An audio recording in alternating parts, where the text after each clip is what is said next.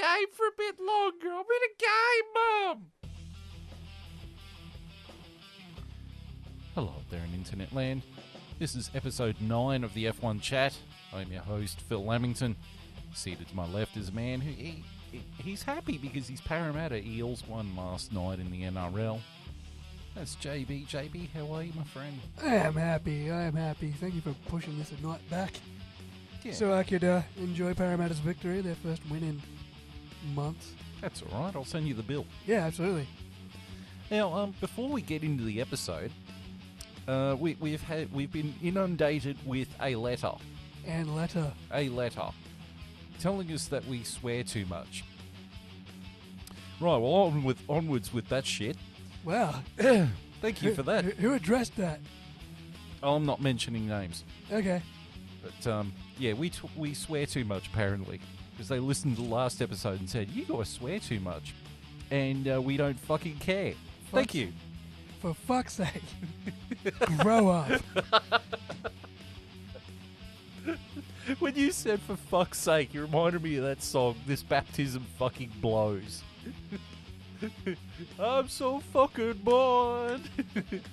Father O'Malley, you can shut the fuck up anytime now. In closing, your letter was well received. With good intentions, and it made very good firewood. Thank you. Thank you for lighting up on fire. Yeah, it was very environmentally friendly as it burned on the cinder. Ashes to ashes, dust to dust.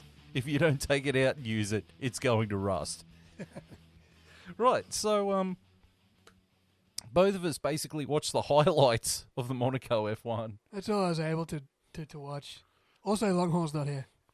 Yeah, so no F2 report. The only part of F2 I saw was Old Mate not smashing into the back of Old Mate in the tunnel during practice. That's what they should have on the back of the car. Old Mate. Everyone's number is Old Mate. Yeah, Get a dog up ya. smashing him in his back tunnel or something. I don't know. It was quite an impressive save. Yeah, around the corner in the Monaco tunnel, his engine clonked out and someone behind him dodged him by like a meter.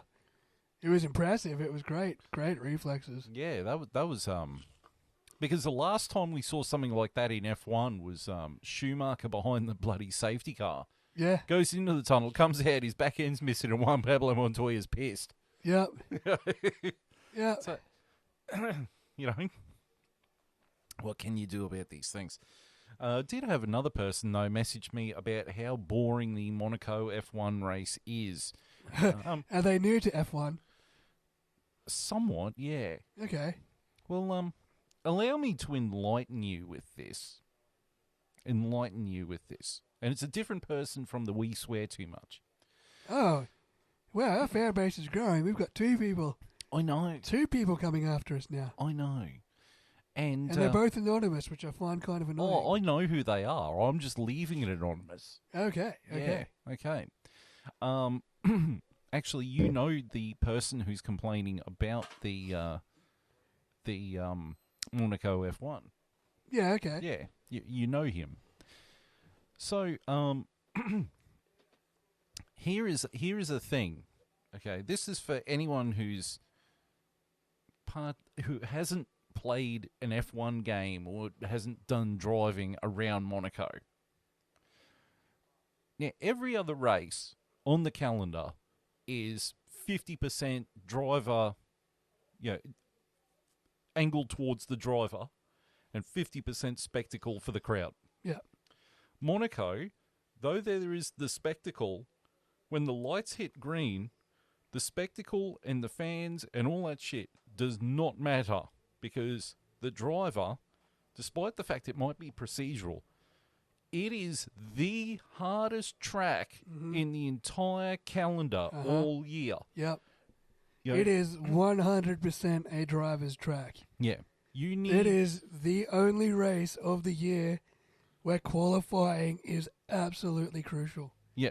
And you need to push that car as far as you can, as fast as you can, without making a mistake.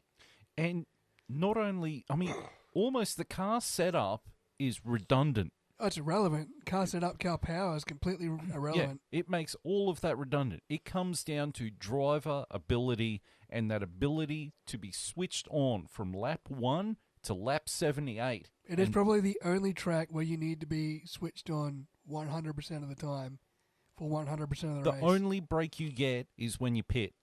Yeah. That is the only time you get to switch your brain off for 2 seconds, and then you've got to be laser focused. Because one slip, you are in the wall. And even even the just like, you've got to come down, you've got to go through the tunnel. That's straight, but then it's also a corner, and then you've got to get your braking point right for the chicane. Yep. The Monaco front straight is not straight either. Nope. And you've got to be over to the left because the pit lane exits on the right. And if you're not far enough on the left, you're going to rear end someone coming out of the pit lane. So you don't get a rest there. Then the whole lap, your car's 2 centimetres off the Armco for the whole lap. Yeah. Like, there's a reason Ayrton Senna made the place iconic. Is because he's a driver's driver. Him and Graham Hill. They call Graham Hill Mr. Monaco because he won it 5 times, I think. Yeah. The Michael, he did it 5 times. I think Prost did it 4 times. Graham Hill did it 5 times. Damon Hill never did it. Yeah. Never won it. And Senna, this year being 30 years since we lost Senna, we've had 3 tributes in a row. Yeah. Because you've had his 30th anniversary. The actual anniversary, yeah, May then 1st. Imola. Then Imola, where he passed away. And then the place where he owned it. He owned it. He made it his own. And then we got Brazil later in the year. Got Interlagos later in the year, which is going to be another celebration. Yeah. So it is the year of Senna. It is. It is. But also, 10 years ago at the Monaco F1 was when Jules Bianchi got his points in the Marussia. Yes. He got his points in the Marussia. And his godson, because Jules Bianchi was the godfather of Charles Leclerc. Mm-hmm. So, a little bit of trivia there. But Monaco, much like even Azerbaijan is 95% laser focus. Yeah, those walls are close. Singapore is 95% laser focus. Yeah. Monaco, you need 110% focus. And you need focus in practice because you don't want to lose practice time. You need absolute focus in qualifying. Yeah. And then you need focus in the race. And then add on top of trying to concentrate on the narrowest, tightest, most difficult track on the calendar. You've got 19 other idiots trying to do the same damn thing. Yes. For 78 laps. Yes. 2 of them drive a Haas, and 1 of them drives an Aston Martin. And 1 of them drives an Alpine. 2 of them drive an Alpine. Yeah. So people criticising the Monaco Grand Prix. I get it. I mean, yeah. But I explained it, I think, a couple of years ago on the podcast, where it's just like, look, it's not a spectacle, but for a driver, you understand it. And when you win it. When you win it, you understand it. Yeah. Because if you're 5 centimetres offline anywhere, and Formula 1 cars are the most fragile thing, and you look at a Formula 1 car wrong and it breaks. Yeah. If you're 5 centimetres offline, you tap the Armco at the chicane coming out of the tunnel, or the swimming pool chicane where we've seen it happen, or you lock up in this Sandoval, like, you are a millisecond away from disaster at any time. Yep. At that race. And as boring as it looks on TV, you've just got to sit back and admire. These are the biggest cars, the widest cars that have ever gone around there. And there was one major crash, but everyone got through cleanly for 70-odd laps. And that takes skill. Yeah. It doesn't look like it from the outside, but sit in the cockpit, even try it on the F1 game. Yeah. Go out there, put it on cockpit view, put realistic damage on, and tell me how many laps you get in before you lose a front wing. I think my record's about 7. Well, I mean, even like we criticise the Indianapolis 500. because it's That was absolutely brilliant. driving around an oval for 1,000 laps or whatever. But what we don't see, all we see is cars going around an oval. Yeah. But it takes 100% concentration to not lose it, to not crash into someone else. Pato O'Ward's save in the middle of that race when he got too low and he hit the ripple strip at 280 kilometers an hour in turn 1, and he double saved it to keep it off the wall, was some of the most phenomenal driving I've seen. And then you get drivers that don't, like they were, they're driving fast in a circle, but they were like 8 or 9 pretty gnarly crashes. Yeah. Like, it's not the easiest track to get around either. But there's 4 races that require mental dexterity. 2 of them are held on the same weekend. Yeah. So you got Monaco, And the Indianapolis, yeah, Le Mans, which is coming up in 2 weeks, I think. and then you've got Bathurst. Yep. I mean, Bathurst is no slouch either. No, absolutely not. Sure, it's not as mentally challenging as the focus you need for Monaco. Yeah, But- you could argue over the top of the mountain's always Well, pretty yeah, hairy. once you get to the top of that mountain, you're going through Skyline and the cutting. Half that track's probably the mental focus you need for Monaco. Half that track, you're probably all right. Yeah, the top half is Monaco, Yeah. level of concentration. Then you've got Conrod Straight to sort of defrag and get ready to go around again. Get ready to get the braking at the chase right, because you're doing 300 kilometres an hour by the time you get down there. Exactly, but it's a different sort of mindset of, right, I've got 2 seconds going down this super straight, hair on fire, going Mark 5 Yeah. to just defrag. Yep. You go around that, you go along the start finish straight, and then you go back up. Mountain straight, and then Mountain basically straight. by the time you get to turn 2, you refocus again. Yeah, It's like, all right, we're back at the top. yeah. Whereas Monaco is just You don't get that break at you Monaco. don't. No. You don't get that break at Monaco. Maybe for a second down the front straight, and maybe for a second coming through the tunnel. But as soon as you pass pit entry, you got to watch out for the cars on the right. You got to get ready for Sandivot. Or as soon as you're out of that tunnel, you've got to get set for that chicane. Yeah. Like, you don't have long. And But you've got to do it for 70 laps, which is a long time. It's an hour and a half. yeah. Well, it's the race that comes closest to hitting the 2-hour mark every year. Yes. Yep. And we haven't, and it didn't even rain this year. no. But Like Monaco in the wet's even more dangerous. yeah, you've got to be laser focused. You've got to be a pilot. Yeah. Not just a driver. You've got to be a pilot. Yeah. Yeah, Monaco in the rain is beyond anything. Yeah. Yeah, and you go back to that old footage of Senna driving around in a V12 turbo Honda 1,200 horsepower. with one Yeah. hand on the steering One wheel, hand one on on the the gear shifter, and you Yeah. just sit there and go, the man has got balls of steel. And He he's just really driving. does. Oh, he said it's the closest he's been to an out-of-body experience. He said he was driving subconsciously. Yeah. Like it was just a tunnel. Yeah. Like, That's when you know you're in the zone, though. When that's you've got how much focus he had to have. Yeah. He had to focus so hard that it became muscle memory. Yeah. Like he was just on a knife edge the whole time. But if you win it, Oh, You're- when you win it, if you win it, if you're even lucky if you enough, finish it. but I mean, if you win it, if you're lucky enough to win it, your name goes in the history books. They remember the winner of Monaco. They Yeah. do. And you also No one cares if you win the French Grand Prix 5 times. No one gives a fuck. yeah, You win Monaco 5 times, mate. You're legend status. you're elite. Yeah. You're elite. Not all elite, but you're elite. You're just elite. Yeah. But I mean, it comes with the additional stuff that goes with it. Like, you actually have dinner that night with Prince Albert. Yep. Prince Yeah. Albert of Monaco and Yep. Queen, what's her name? Can't remember her name. Princess. Caroline? Yeah, it might be. Somewhere around there. Yes.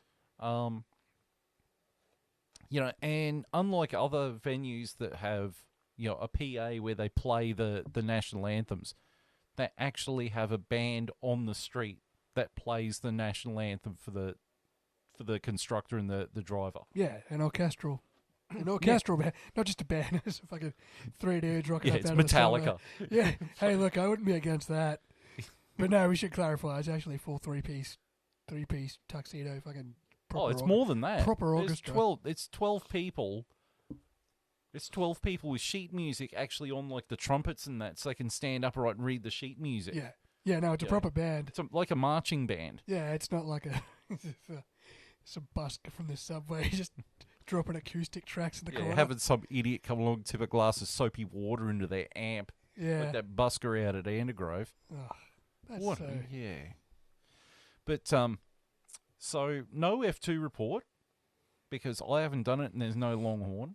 I didn't even see the F2. I was out at work. I missed the race. I missed everything. So this is good. Yeah, the only part about F2 was old mate didn't hit old mate in the tunnel. Right. Well, what about the F1 report? Okay, well... Look, I watched the highlights. So basically, Charles Leclerc started on pole. Charles Leclerc finished the race first. From Oscar Piastri. The Haas's combined to take out Sergio Perez. Well... Which was pretty spectacular. Hey, hang on. We'll do a little bit of a report here, okay? So, lap 1, Charles Leclerc starts the race in first place. After going around Saint-Devote, Kevin Magnussen and Sergio Perez collide. If you watch closely, K-Mag actually bumps the wall. He gets pushed into the wall by Perez. Right. And they spin... and they take out Nico Hulkenberg in the aftermath. So Hulkenberg was an innocent bystander. For once. Also, going up that same stretch of road, Carlos Sainz and Oscar Piastri bump, which causes Carlos Sainz to get a flat, which is why he can't take the casino corner. Because his tyre's got a slow flat. And then... as they past Portier. Portier's the hairpin, isn't it? I'm pretty sure. Yeah, Portier, and then there's the next 2 corners after that. Yeah, the 2 corners that lead to the casino tunnel. So Pierre Gasly, this is all on lap 1. Pierre Gasly is on the racing line, and his teammate Esteban Ocon goes, "Hey, there's a gap there. I'm going to slide into it," despite the fact...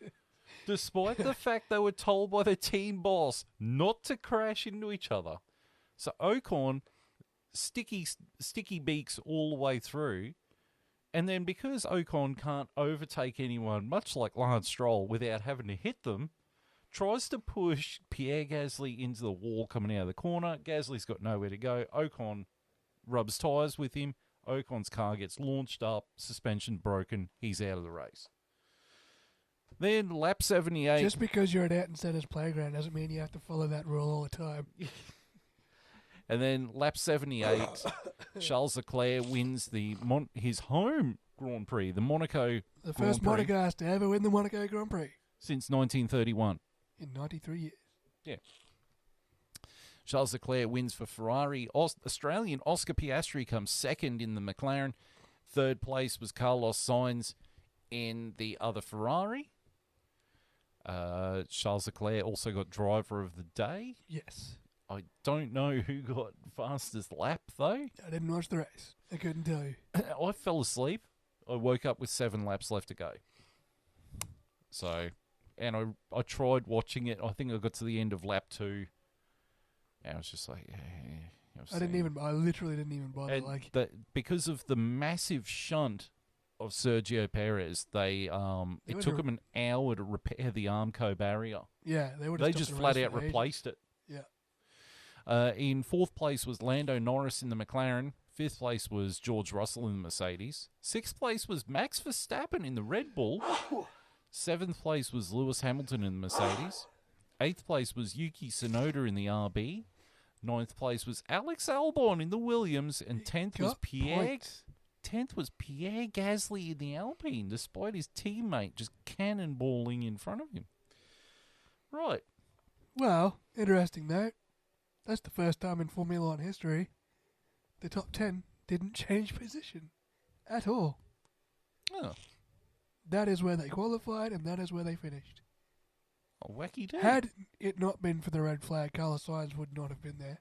No. But obviously the red flag means the race restarts, and Carlos Sainz was able to whack some new boots on. And that was a bit of the kerfuffle over it because if you pass a certain, I think the end of Sector 1, then the positions at the end of at Sector 1 are what happens when it restarts. So he would have started last, but they hadn't reached the end of Sector 1 when the red flag was called.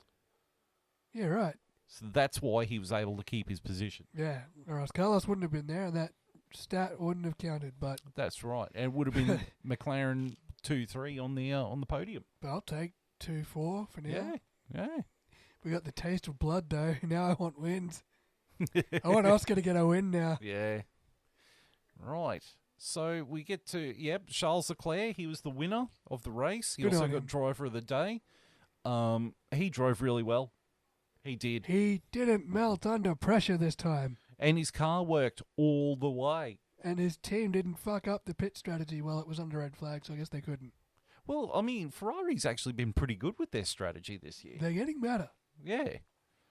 You know, so that's a positive. And it was the first race with Charles Leclerc's new engineer. Oh, yeah? Yeah, because his old engineer got moved on to something else. And one of the two guys that defected from Mercedes a couple of weeks ago was his engineer. Very nice. Yeah, because old Uncle Fred, he's just like, this isn't working, we'll make some changes. At least he's not afraid to make those changes. Yeah. But Charles Leclerc, no, I mean, he qualified really well, obviously, getting pole position. Whacked it on pole in his home race. You know, survived the PTSD of not crashing out in the lead of his home race, which he's done. The PTSD of being Charles Leclerc. The PTSD of just being Charles Leclerc, yeah. He did it. He did it. I'm proud of him. Good on him. Yeah. So was Prince Albert of Monaco. Yep. He was crying. And Monegasque wins the Monaco Grand Prix. You know, how awesome's that? He would have been there every year as a kid, watching the grandstands get built, watching all these legends race around his home streets. And now he gets to be one of those legends racing around the streets, and he wins it. Yeah. That's a good story. I think everyone was pretty well proud of it. That's a good story. Yeah. He's did it. My boy has done it. He did it. He fucking did it. And he got driver of the day as well. Yeah. Well deserved. Well deserved. Right, now we get to the key drivers. I think we'll make this pretty obvious, but the first one's Oscar Piastri. Yeah. Good weekend. Good qualifying. To stay behind and level pegging with Charles Leclerc for most of the race, and then towards the end, Charles Leclerc dropped the hammer and left him. But, you know, second year in F1, probably his third crack at Monaco. Yeah, I don't think he's been around in Monaco much. No. So that was a really good job on his behalf. Yep. Next one's Carlos Sainz. Yep, another solid performance. Same with Lando Norris.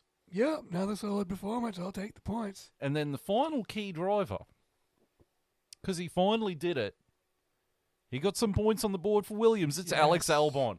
Good on Alex Albon. He did his job. He did what he had to do. He got some points on the board. So good on them. Oh, I'm missing a photo there. It doesn't matter. Helmet drivers. We got 4 contenders for the helmet drivers. See if you can guess who they are. I think 2 of them might be driving Haas cars. No. So the first one is Kevin Magnussen for his little accident with Perez. Look, a lot of the commentators were saying that K-Mag should have lifted off. But then you go back to Senna. If you don't go for a gap, you are no longer a race driver. Yeah, well, Sergio made the gap disappear, so... True. Then again, Esteban Ocon took that same advice. Well, we'll get to him in a sec. The next one is Sergio Perez. I mean, like if you watch the onboard, he is looking in his mirror and can see K-Mag is there and is still driving over there. So it does start to look like Sergio Perez caused the prang more than anyone else. You know, by purposely going, I'm going to go over here and push him into the wall, that's a little bit salty. I'm not going to say dirty, but it's a little bit salty. Next key driver was Pierre Gasly. Helmet driver was Pierre Gasly. Because, it left the gap open. There was a gap there. And if you don't go for a gap, you're no longer a racing driver. Well, The great man said it. the great man said it, and there's two very good examples of why that's not always the case. Yeah. Well, the last helmet driver is Esteban Ocon. I mean, he must have been thinking about his girlfriend or anything because he really wanted to mount that Alpine. He just, yeah. I don't know. I mean, Sergio probably by rights caused that crash. As much as everyone's blaming the Haas for being there. Yeah, look, I'm going to go with Sergio. It's just a dumb bit of driving for a few guys. Right, so Perez? Yeah, I'll go Perez. All right. If we can definitively prove that he caused that crash, which it sort of looks like it did. Yeah, and he made a royal mess of that car. Oh, yeah, that car's not coming back. And apparently a journalist got injured.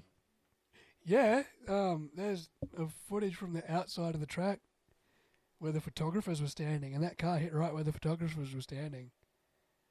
Yeah, that Armco is pretty strong, I'll give it that much. I think every wrestling fan that supports WWE was like, it's a shame it's not Dave Meltzer behind that thing. Get him hit by some... But no, there was some flying carbon fibre, so thankfully... I don't think there's any serious injuries, but yeah, it did rain down carbon fibre on the spectators on the outside of the Sergio hit. All right, so we're going to move on to the news, and the first news item is former... I think he worked for... God, where did he work? He worked for Renault in the 2000s. Yeah. A guy named Pat Fry. Yeah. Yeah. He has signed with Andretti. They are going to try and push this through, aren't they? I don't blame them. I mean, so they should, and I hope they get there. Well, Andretti has actually gone to the U.S. High Court or Congress or something because they're trying to find an actual legal way to say that the FIA purposely omitted them for bullshit reasons. It feels like they did. Yeah. It feels like they did, and I hope they do find a way. Yeah. Because the sport needs this. Well, fuck what anyone says. The sport needs more cars. Yeah, that's right. I want a 24-car grid. Yeah. I want a 30-car grid, but you probably can't make it work. I want a 24-car grid. Yeah. You know, I don't... More teams, more sponsors, more drivers. I don't see... There's a bunch of drivers outside of Formula 1 that could be in Formula 1 right now. That's right. And also, I mean, they keep talking about they want to break into the American market. We'll put another American team on the grid. That's not Haas. You know, it's not rocket surgery. Yeah. You've tried so hard to break into the American market. You've now got a pretty massive following in America. Capitalize on it. And it's an American team powered by an American engine. That's huge. I mean, yeah, the FIA is like, oh, we see that Andretti gets more from using the F1 than F1 does from Andretti. Fucking Mario Andretti was the 1978 world champion. Yeah. Like, Andretti Motorsport is a world brand. I mean, they're in Australian supercars. They're in Indy. They're in Le Mans. Yep. I mean, fuck. Get them in there. Yeah, Ferrari's not even in fucking IndyCar or Australian supercars. No, they're not. Like, would be cool. Would be cool to see a two-door Ferrari in supercars, though. That'd be great, eh? You know, they don't want it. They want to stick to their two, the Chevy and the Mustang, and pedal on their way. You know, so Pat Fry joined. He because he was part of. If he can spearhead them, that would be massive. Yeah. Next one. Oh, there's the photo there. Oh, there it is. There he is. All right. Next one. So there's two things to do with Williams. So 2 weeks ago they signed Alex Albon Yep, he showed some loyalty. to a 2-year contract with a extension for a 3rd year. No, that's so good. Right? That's so good. Now, the first rumour is that Williams are vying for Valtteri Bottas to rejoin the team. Yes, I did hear that rumour. I think he'd be a good get. Oh, of course. I mean, anything's better than Logan Sargent. Yeah, unfortunately for Sargent, this is the end of the line for him. Yeah, he's fucked. Yeah, he is. And I think James Vowles is like, we're not going Kimi Antonelli. I don't see enough in him, and we're not getting enough from Mercedes to warrant it. He absolutely has not set F2 on fire. He hasn't. He was touted as the next Lewis Hamilton, and he hasn't really shown it. Yeah, he's just meh. Give him another year. Give him Yeah, another couple of years. yeah. know. Let him simmer. Not everyone's going to rise up the ranks the way Piastri and Norris and Hamilton did. Well, I mean, it took 2 years for Mick Schumacher to win F2. Exactly. So, you know. The other news is that apparently Williams are vying for Carlos Sainz. I think that's a stretch. Even though apparently they've offered Audi money to get him. Shouldn't call me strange here, but shouldn't Williams spend that money on, I don't know, fixing the car and making it better? Maybe develop the car a bit more. Yeah. Yeah, I don't think Carlos. I don't think that's a fit. No. I don't think Carlos would want it, and I don't think Williams in the long run need him. No, and Williams for need to Car- gun. and for Williams Carlo- need to find Yeah, Valtteri Bottas has to be perfect because he's been there yeah. and he's experienced. And for Carlos, it's a massive step backwards. Yeah, Carlos won't. I don't think Carlos will want it. I mean, you could throw infinite amounts of money at it. It's not going to fix the problem. Yeah, I don't. The more, I mean, when I first saw that rumor, I'm like, oh yeah, Carlos at Williams, that'd be awesome. And now I'm just like, nah, maybe not. The only way that would happen is Williams if would have to. sign Adrian Newey. Williams would have to dramatically improve that car to get Carlos. They'd have to sign They're Adrian not even Newey. a midfield. They're not even a midfield. They're not in that midfield battle. No. Like, you're trying to get a guy who's going from Ferrari, the second best car on the grid, to The second worst car. yeah, that's not going to happen. And James Vowles has said that the car has been overweight all year. Yeah, And we need to get the weight down. take the Carlos Sainz money and throw it at Adrian Newey, Yes. Yes. and then sign Valtteri Bottas on a fucking Legends contract. And then properly get a proper registered copy of Office 365 and stop using the cracked version. Okay? Yeah, start making your fucking parts out of carbon fiber instead of fucking steel. Magnesium. Fucking magnesium burns bright. Ask Nicky Lauda.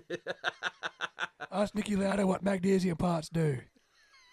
Burn your fucking lungs. Yeah, but he got him 2 seconds faster. It also got him a trip to the hospital pretty quick too. Yeah, he got him. Well, he died from it too, so Eventually. 2 failed lung transplants, you know, that Hey, happens. good on him. He fucking, for as long as that man fought, that's fucking impressive. Yeah, and, you know, he was a success. It was a Three-time success. world champion, owned airline companies, Yep, he's fucking immortalized. you know, and it was in a movie. You know, he's great movie. and he's a legend. He will And always he's a be a legend. Okay. All right, next news item. Alpine. Right. What now?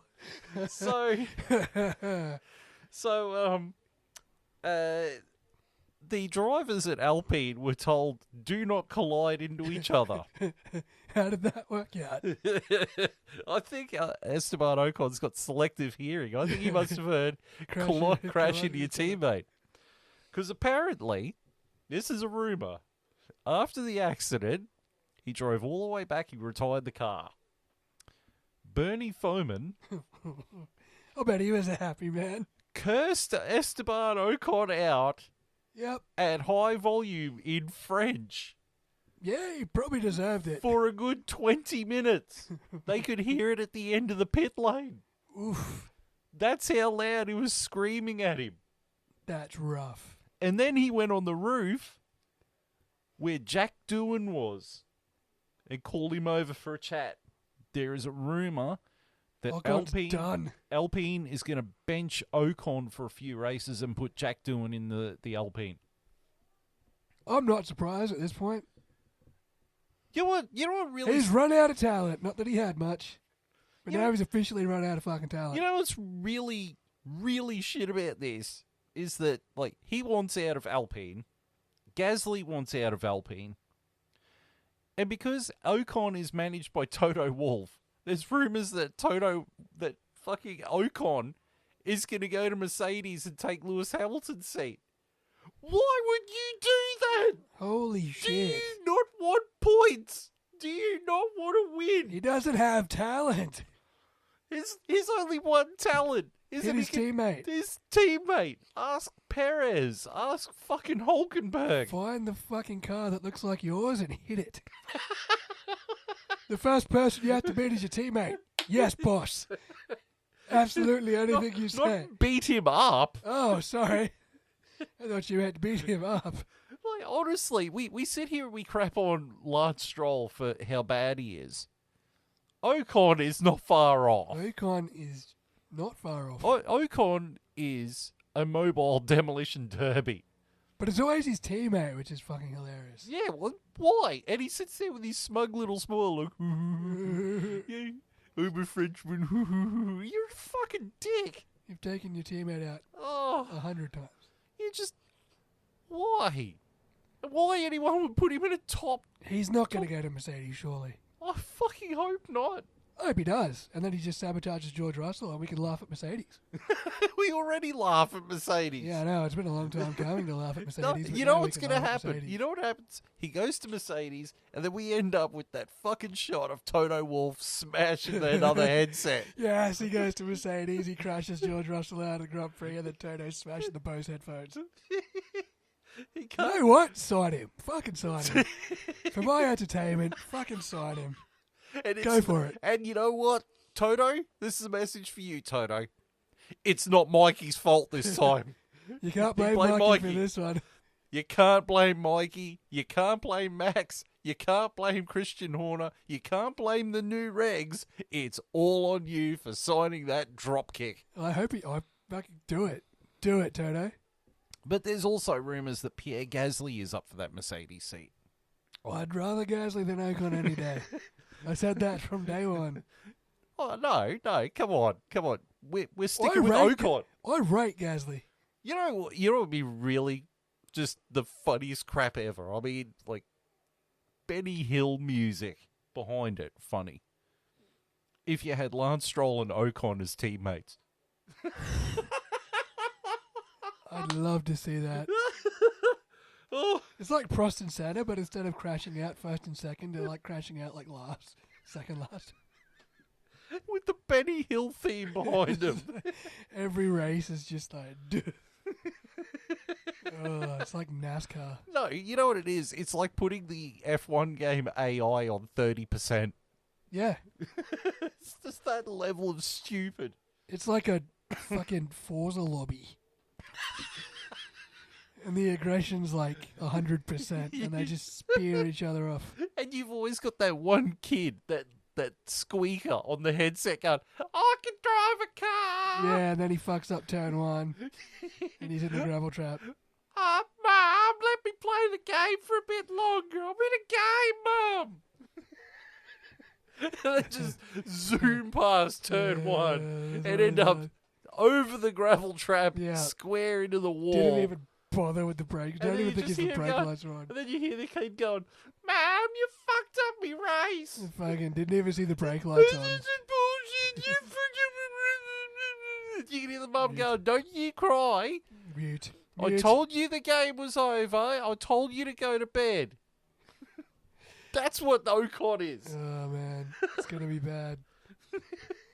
I think I've just found the intro for the episode.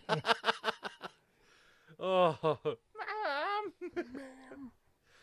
You know, so apparently Jack Doohan is going to be filling in. Mind you, Kevin Magnussen is You reckon about... if Jack Doohan gets in there and has a couple of good results, I That's don't think Ocon. they're going to rush Ocon back in that seat. Put a fork in Ocon. He is done. I hope so. You He can is fuck off to done. the endurance project and fuck up their Le Mans Oh, hopes. just put him in Billy Goat car racing. He'll still crash that. He's going to make that 44 gallon drum fucking do some barrel rolls. You know what I don't understand is that how could Esteban Ocon still be on the grid 10 years or whatever, and yet good drivers like Pascal Wehrlein completely missed it? I don't know. I don't get it. I don't know. I never really thought Ocon I don't know, Jeff. I don't know. Ocon never really had talent. Gasly always did. Yeah. I always rated Gasly more than Ocon. I'm interested to see what happens because if Jack Doohan gets in the Alpine and puts a couple of good numbers up, what do? Fuck Ocon You just off. keep Ocon. Put him in the simulator. He could crash that until he's Put his Ocon heart's down in content. Formula 2. They crash all the fucking time. No one bats an eyelid doing F2 driver crashes. Set up an IndyCar team. Yeah. He can do spectacular crashes then. At least your With his crashes will look teammate. good. You know, Alpine High-speed oval crashes. They're way fun. can have a IndyCar team. They can hire Romain Grosjean as their other driver, and he could just fucking crash into him. I'm pretty sure Romain Grosjean lost his drive. Yeah, he's not in Yeah. Indy this year. He lost his seat because he was driving for Penske? was it Penske or Andretti? One of them. It was the car with the DHL on the side. Yeah, it was yellow, which is why I keep thinking it was Penske, but Scott McLaughlin's car's yellow as well. I know. Well, I know. he's not in He's not IndyCar. he's not in IndyCar, I don't believe. Yeah, he lost his seat. Yeah. So, yeah, you can have Ocon over there. Get him out. The other Alpine news is that apparently talks have been happening about bringing back as a special consultant Flavio Brigatore. They need all the consulting help they can get. Well, the first thing Flavio would do would say, Ocon, fuck off. There'd be a few people he'd tell to fuck off, I reckon. Yeah, and if they bring him in, Bernie Foreman has to answer to him. Yeah, absolutely. Look, they are that desperate. Yeah. Go for it. Go for it. He's good. I mean, he was there when the Michael started winning championships, so... Well, no, that was that Flavio? Yeah, wasn't he at Benetton? Yeah, Was he at Benetton when Schumacher was there? I think so. Yeah.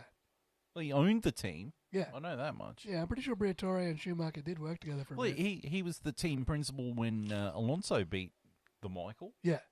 Yeah, I'm pretty sure Briatore was at Benetton when And Schumacher won. it was him and Pat Fry that got ousted because of Crashgate. Yes. And now Pat Fry has joined Andretti. Oh, yeah. He was at Williams and now he's at Andretti. Was Pat Fry at Williams for a while? Yeah, he was. And then he left. No, Pat Fry is at Williams. Pat Simmons. Oh, Pat Simmons. Yeah. Who's the F1 technical advisor for Liberty? I think it is Pat Simmons. Yeah, Pat Simmons. Yeah. Pat Simmons has gone to Andretti. All right. Pat Simmons went to Andretti. Yeah, Pat Not Fry's Pat Fry. gone to Williams. Yeah, because I'm like, Yeah. I thought Pat Fry was at Williams. See, it helps if I actually write down detailed notes. No, we're not fucking detailed. No. And we're not fucking not swearing either. It's a fucking Friday night. It's a Friday night. It Yeah. should be 20 beers deep by now. Yeah. So Flavio Brigatore in talks with Alpine. Good. Good for them.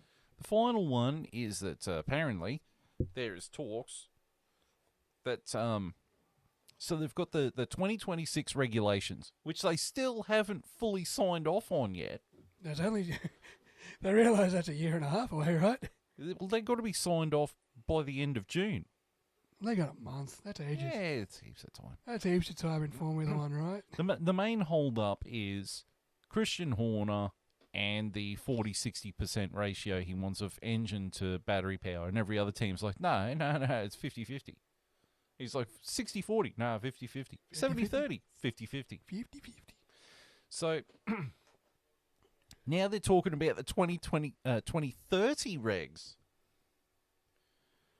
where there was rumours going around that they might be ditching the V6 turbo hybrids and going back to V8s. Yes, because they're going to be running biofuel by then, which means there's not going to be any emissions, which means who fucking cares whether we're running hybrids or not? Because the emissions don't change. And he'll bring back the noise. The noise will be back. Yes. You know, I'm all for it. Yeah, I'm all for it. You know what? How about the best of both worlds here? Okay, best of both worlds. V8 turbos. There we go. Hybrid V8s. No, not hybrids. Fuck the battery shit off. Yeah, I guess it'll make the cars lighter. But a V8 with a turbo. Yeah, why not? There we go. Best of both worlds. Right there. Right. But Stefano Domenicali, in his usual self, is like, well, we've got to weigh up the options. We've got to see if the biofuel works. To be fair, they do have to see if the biofuel works. There. The only reason they're running hybrid now is so they don't have to generate as much like emissions. Yeah. It's not a pure petrol emission. But then all the diesel trucks and the planes they fly to get around the globe. You want to see some emissions come out to the mine site? Yeah, but watch my Komatsu generate some diesel emissions. Holy, holy, that thing goes. It's electric. It's hybrid too. Like the rear wheels are driven by a big electric motor, and the front one's got like a big engine. But holy, it cranks some smoke out when it wants to. When it's going uphill with 700 tons on board. Oh, I drive a forklift. Yeah, it's gas. Well, it's supposed to be on gas, but we got it serviced. When we got it back, the gas didn't work. So you're on a petrol? Yeah. Nice. Yeah, but we shouldn't be. Yeah. But we got it serviced, and they said it was right to go. And then one of the other guys at work didn't fill out the checklist. Yeah, the service book. Yeah. Didn't fill that out when we got it back. Said it was all kosher as Christmas. Jumped on, the gas bottle didn't work. So now, because he didn't fill that in, we can't take it back and say, oh, you guys, you missed this. Because he drove it without using the... Did you turn the gas bottle on? Yeah. Okay. Just checking. Yeah. So now we have to run it. Is the gas bottle full? Yeah. Okay. Just checking. Oh, I'm not stupid. I ran it through the checklist. We've done it. Yeah, but... The forklift's fucked, and then it's like, no, wait, the gas bottle's empty. We've done it. We've fucking done it. Trust me, we've seen that at work. Yeah, so. we've done it. I mean, we've got one guy at work who, he doesn't have a forklift ticket, but he'll jump on the forklift and he'll drive it. And then when he's finished with it, he'll just pull up and switch it off and put the handbrake on. Leave the forks 10 meters in the fucking air. That, and he leaves it in gear. So then I get on it trying to make it go. I'm like, why isn't this fucking thing going? Why can't no fast? Because you've not got it in neutral. And then you slip it down and the green end lights up. And you're like, it's not in neutral. Why can't no fast? Well, he shouldn't be on it. He shouldn't be on it. He's not qualified. Yeah, I know. But sometimes I just get a little bit too busy. Right, so that's the news. So we're going to get to the driver standings. And have a quick swig of the drink. There we go. That's how we do it on the professional podcasts such as ours. Fucking so professional. So in first place is Max Verstappen on 169 points. Second place is Charles Leclerc on 138 points. Wow, he's really caught that gap up. That gap is closing. Third place is Lando Norris on 113 points. Fourth place is Carlos Sainz on 108. Well, Perez has really taken a nosedive here. Perez is in fifth with 107 points. Sixth place is Oscar Piastri with 71 points. Seventh is George Russell with 54 points. Eighth is Lewis Hamilton with 42 points. Ninth is Fernando Alonso with 33 points. And 10th is Yuki Tsunoda with 19 points. Go, you Japanese beauty. And there's rumours that he's not going to be at Red Bull Racing Bulls next year. Is he going to go to Aston Martin with the That's the rumour. Yeah. So no more Lance Stroll? Yeah, that's the rumour. Good. Goody gumdrops. Team standings, Red Bull Racing is leading the constructors with 276 points. Second place is Ferrari with 252 points. Oh, wow. That gap is closed. That is a smashed crab of a gap. That's almost less than a race win. Yeah, yeah. Ferrari could take top spot in the constructors if this keeps up. Yeah. Sergio's got to get his head back in it. Yep. Third place is McLaren on 184 points. Man, they're skating away from Mercedes. McLaren seems to be in their own group. Yeah. Fourth place is Mercedes with 96. So they're skating away from Aston Martin. Don't know how. Fifth place is Aston Martin on 44 points. Sixth place is the VCarb, the Visa Cash App Racing Bull, on 24 points. They've banked some points. Yeah. But Yuki's the one bagging the points. Yeah. I thought that car was going to be a piece of shit, and here it is in sixth place. Far and away, right in the midfield. Yeah. It's actually a decent car. What's really surprised me is seventh place, which is Haas with 7 points. That's as far as they've gone. Yeah. They bagged their points early and then they stopped. I wrote them off. I said they were going to come dead last. They're still good. They're still good. Kick Sauber's got to do some work, but Oh, yeah. Eighth place is Williams with 2 points. they're off the bottom. Ninth place is Alpine with 2 points. And then coming dead last is Kick Sauber with Zut. Kick Sauber are the bad ones. Yeah. I didn't see that coming. Well, I mean, having defective wheel nuts where it takes you 30 seconds to do a pit stop doesn't exactly That's help. not a good start, yeah. But I don't think Zhou Guanyu's a quality driver. And Valtteri Bottas, well, I don't know what he's doing. He's doing his best, but 30-second pit stops don't help. No, he'll look better at Williams Yeah. if he goes there. Yeah, because Alkenberg is going there next year. So Yeah. I don't think Zhou Guanyu is going to be on the grid next year. Not looking likely. No. Right, and then we get to the social media. Yeah. I don't know what's going on with me. I'm struggling to get air out here. Right. Try that one again. Social medias. Yes. So you can watch us on the YouTube. Mm-hmm. On the F1 Chat, care of Vindicator 18 channel. You can also watch us on our dedicated channel, which should be called Kiki Barking a Lot at the Possum. It's the F1 Chat 1. Don't forget the one. Don't forget the one. You can interact with us on the Book of Face, the Facebook, at the F1 Chat. Yes.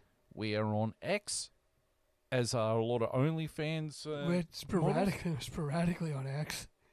It's probably the least updated platform, to be honest. I really haven't been on there much. But that is the F1 Chat 1. Yeah. Don't forget the one. Don't forget the one. Then we've got Rumble, the F1 Chat.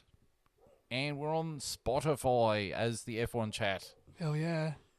For any of your podcast needs while you're driving a Komatsu in a circle. That's right. So you can listen to Kiki barking at the possum in the background. Yeah, that's a good soundtrack. That is a great soundtrack.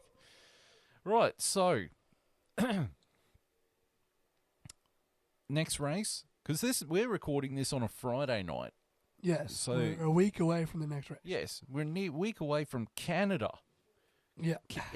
If Monaco is the race you look forward to the least because it's procedural, Canada is the one that can throw up anything. Canada's great. You've got the weather. Yep. You've got the Wall of Champions. Yep. You've got 2 Haas's and a Alpine. And an Aston Martin. Anything can happen. Anything can happen in F1, and it usually does. Yeah, so... Canada's the one. Montreal is a great track. It's such a brilliant fun track. It's the anti-Monaco. It's fast, it's open, it's all straight lines. Yeah. And if it fucking rains, shit kicks off.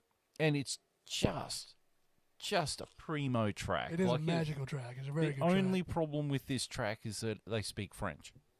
That's all right. But that's okay. They're French-Canadian. It's okay. We'll forgive them for that. But that's in just over a week's time, so we'll probably be back in about 2 weeks.